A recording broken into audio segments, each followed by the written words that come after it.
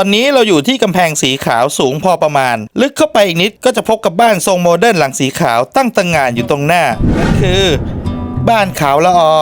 ร้านสวยๆติดริมแม่น้ำเจ้าพระยาในจังหวัดอยุธยาเมืองเก่าของเราตะกอน ร้องเพลงเข้าให้เลยขออนุญาตมีความสุขนิดนึงนะครับหลังจากได้ไปไหว้พระทำบุญแล้วมาพักทานอาหารกันที่ริมแม่น้ำเจ้าพระยาตามรอยลิซ่าแบล็คพิงค์มันช่างฟินซะเหลือเกิน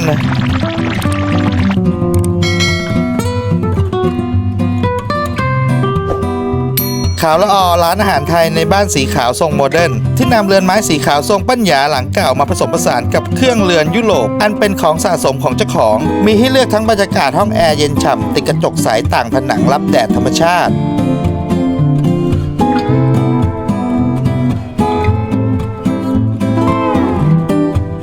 และโต๊ะบริเวณชานบ้านที่มีสวนขนาดใหญ่ล้อมรอบพร้อมด้วยลมเย็นที่พัดมาจากแม่น้ำเจ้าพระยาซึ่งทอดผ่านด้านหลังของตัวบ้านและความเขียวขจีของสนามหญ้ายังมีโต๊ะบริเวณข้างขอบสนามหญ้าที่เห็นแม่น้ำเจ้าพระยาไหลเอื่อยๆที่สำคัญขาวละอยังได้รับการแนะนำจากมิชลินไกด์อีกด้วยสมกับคำที่ว่าบ้านโมเดิร์นหลังน้อยในป่าโบราณสถานอยุธยาและตอนนี้เราก็ได้นั่งอยู่กับพี่ส้มแล้วนะครับเป็นพนักงานบริการของที่นี่นะฮะโอเคครับพี่สวัสดีครับค่ะโอเคจะขอแนะนำนะวันนี้เรามาที่ร้านขาวละอนะครับเป็นยังไงน้องลิซ่ามาร้านนี้ได้ยังไง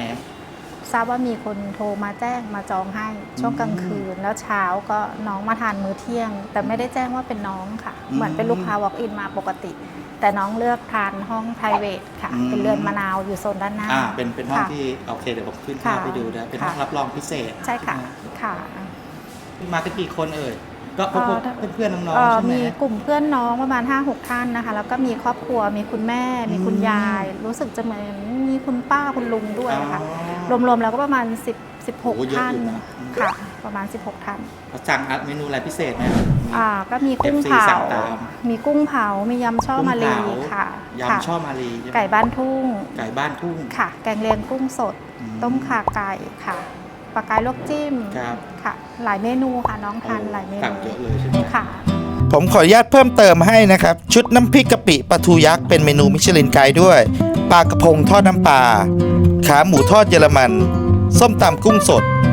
กุ้งแช่น้ำปลาข้าวผัดกุ้งราดหน้าหมู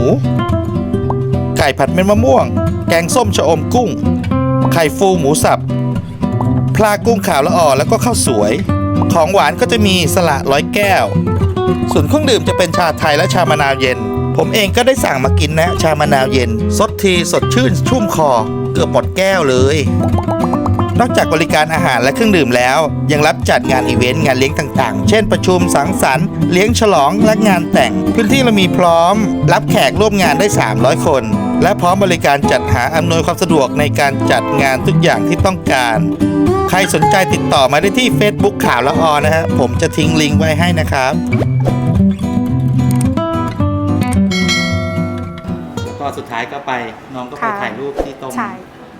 ริมน้ำค่ะเรือนรับรองเรือนเจ้าพระยาค่ะค่ะอยู่ริมน้ำโอเคได้ครับยังไงครับถ้าพี่มีอะไรแนะนำก็คือเดี๋ยวผมจะทิ้งลิงก์ไว้ด้านล่างนะยังไงตามมาที่ร้านขาวละอได้นะครับโอเคครับพี่ขอบคุณค่ะขอบคุณค่ะสุดท้ายก่อนกลับเราจะลากันไปด้วยบรรยากาศเรือนเจ้าพระยาที่น้องลิซ่าและเพื่อนๆได้มาถ่ายรูปกันที่นี่นะครับบ้านคำดำแต้มอ๋ออันดำผู้ชายอันแดงผู้หญิงนี่นะครับ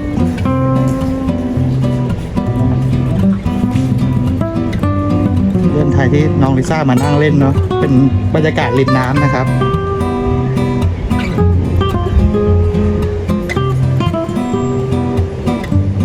จริงตรงนี้เป็นพื้นที่ส่วนบุคคลนะผมต้องขออนุญาตเจ้าของร้านมานะครับ